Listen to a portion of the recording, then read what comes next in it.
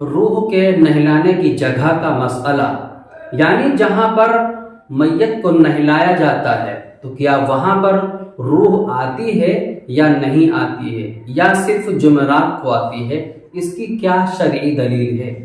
دیکھیے، اس کی کوئی شرعی دلیل نہیں ہے کہ جہاں پر روح کو نہلایا گیا تھا وہاں پر روح روزانہ آتی ہے یا جمعرات کو آتی ہے۔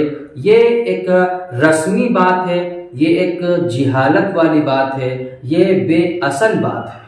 روح کہاں پر ہوتی ہے؟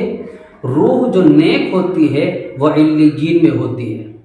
قرآن و احادیث سے یہ طے شدہ بات ہے کہ جو نیک روح ہے وہ جنت کے درختوں پر سیر کرتی ہے، جنت کے بالا خانوں پر سیر کرتی ہے، جنت میں عیش و عشرت کے ساتھ رہتی ہے۔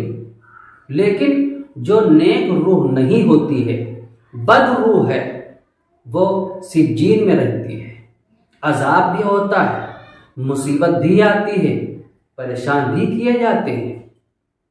اور یہ بھی علماء دیوبند نے کہا ہے کہ روح اپنے جسم سے تعلق تو رکھتی ہے، لیکن یہ بات کہنا کہ روح اس جگہ پر آتی ہے جہاں پر روح کو نہلایا گیا تھا، یہ ایک جہالت کی بات ہے، یہ ایک رسم ہے، یہ حقیقت نہیں ہے، یہ بے بنیاد بات ہے۔